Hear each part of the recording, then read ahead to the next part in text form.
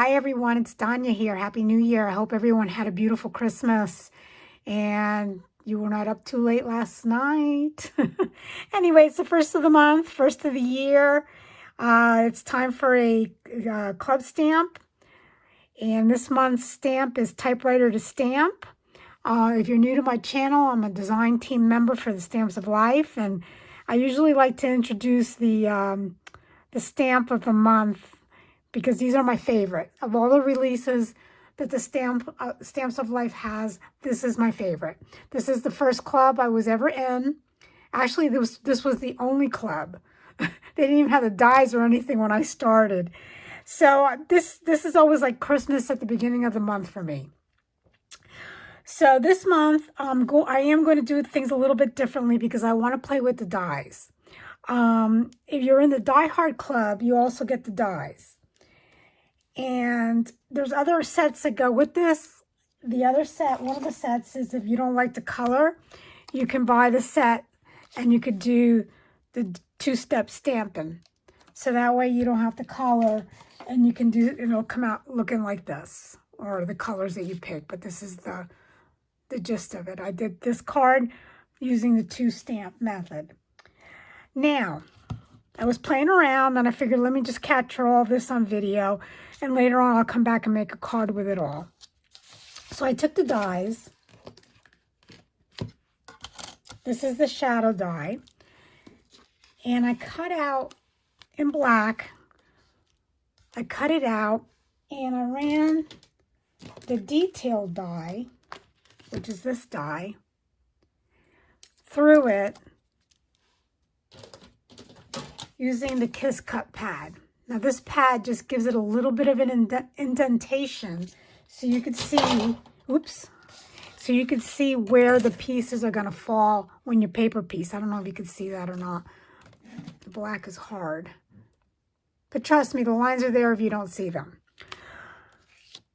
So then what I did is I started, usually when I paper piece, I cut everything out in white. So this is what it's going to look like when you cut it out.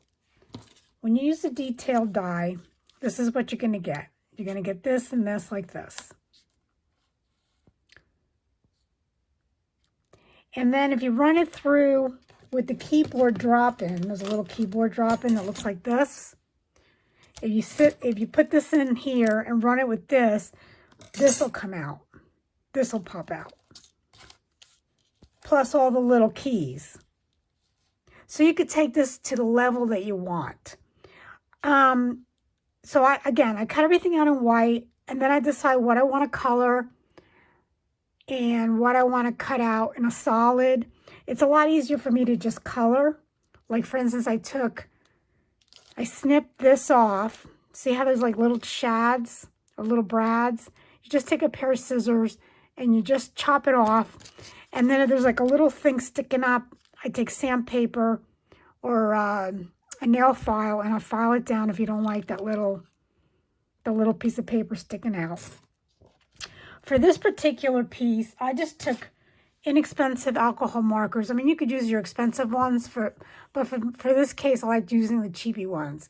You could also use your ink pads and your blending brushes. And I color them in so that way I don't have to deal with a bunch of different little pieces of paper in different colors. But it is a good way to use up your scraps if that's what you prefer. There's just so many ways to do this. So I started mapping out how I want my typewriter. I know in my mind I want black, pink, and white. So I think I want the keyboard in black. And this, I went back and I did cut it out in black paper, but I want the keys in white.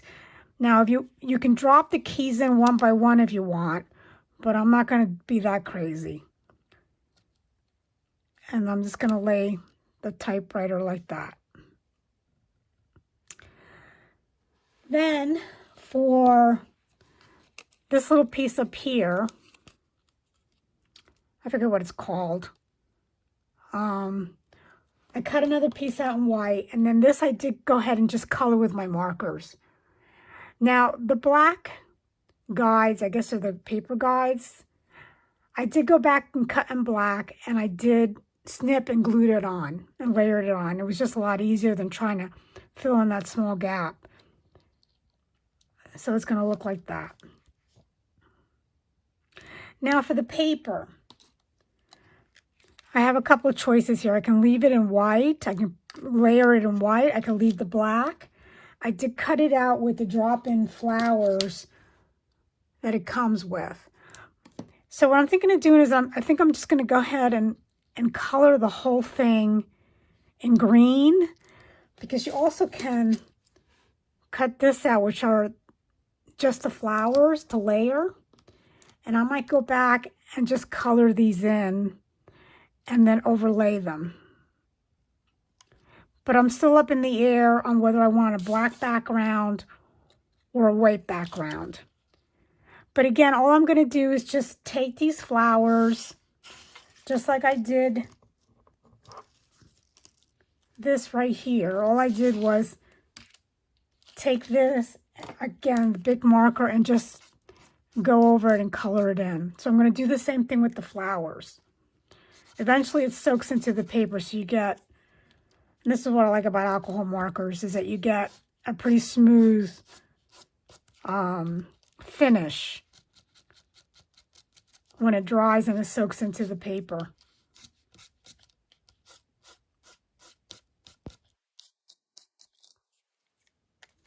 So now when that dries, I'm just going to go and I'm going to glue it on, and I'm going to just paper piece this whole thing together. And that I will do off screen. And then I'll come back and put a card together. Alrighty, I completed the little typewriter. I ended up using a white background because I thought that looked best, and added a little bow, and I layered all the little flowers. Now I'm going to show a little trick or a little something I do, because it can get very tedious to color all these little specks.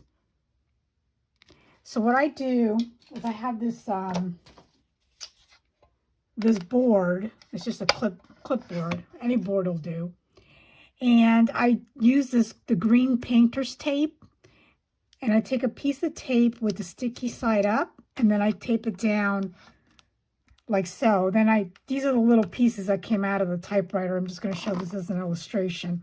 So if I put all the pieces down, they stay put for me while I color. So I could just take my marker and it'll stay, and it's easier to color. Then when I'm done,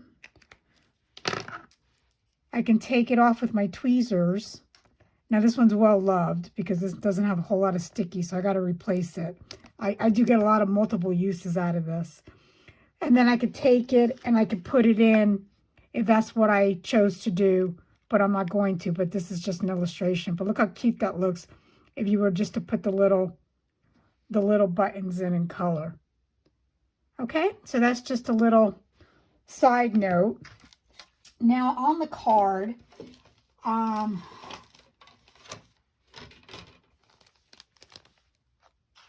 wanted to use this paper pad, which is the, I have to get a little creative here, which is the Thanks collection. It's an older paper pad, but I love the colors, and that's where I got inspired for the typewriter, was from this pad.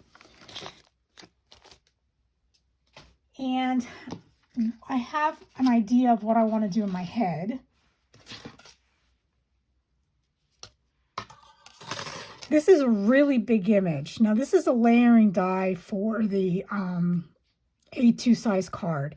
And it's just, it's just not going to give me the space or the real estate for what I want to do. I wanted to put like a little note up here. I want to put a sentiment down here. And it's just too. So I pulled out the layering die for 5x7. I don't usually do 5x7 cards. Don't know why. But for this particular set and for what I have in mind, I think it's going to work. So let me get all the pieces together, and then I'll come back and talk through the assembly of the card. Alrighty, let's finish this card off. I decided to use this sentiment up here that says, just a note to say, and I stamped it on this, and I'm hoping this set is still available because I absolutely love this set. I use it more than you think. And this set is List to Write. And it has like this notebook paper, and it has like even the lines to stamp to make it look like a notebook paper. And then you get the notebook paper die, which is dirty right now because I didn't clean it out. And it causes the perforations and to make it look like real notebook paper. I just fuzzy cut the rectangle out once I put this in. So anyway, this is a really great die. If you have it, pull it out. The stamp and die, I'm sorry. If not, if it's still available, I do recommend it.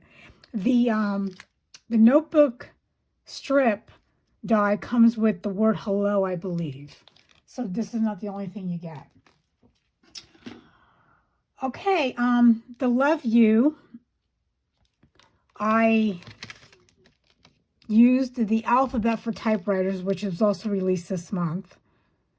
And just, this is it's not a very impressive set when you first look at it, but it's a good one to have, just in case you want to just, you know, put something that you don't have in a stamp, like maybe personalize it, put somebody's name. I mean,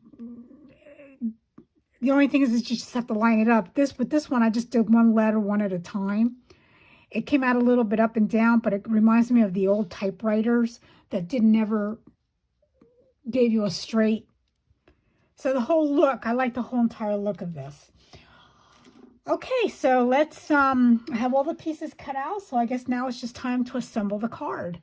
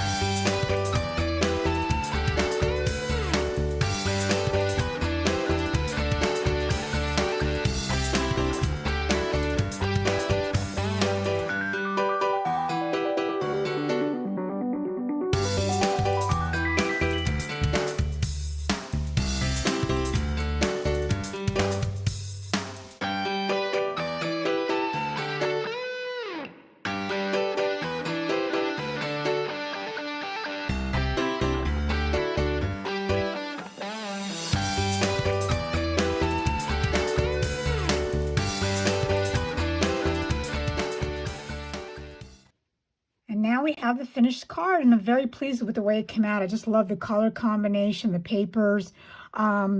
These little flowers here are just some stuff that I had in my stash. They're paper flowers. I probably picked them up at a box store. It just went perfect with the whole look, and it kept me from having to go. Sometimes I just don't want to die cut a bunch of flowers. But yeah, so there's the card. And there's other sets that came out that goes with the set that I didn't use. There's a sayings for typewriters, so you could do like the save a date. You saw the dies, the paper clip die. That's a lot of fun. And yeah, so there's something here for everyone. So I'm just showing you all this if you want to get the extras, or sign up for the club, or just order the stamp set if you're not in the club. I think it's a really great set. Really love it. Anyway, thank you guys. Have a great day. And again, Happy New Year.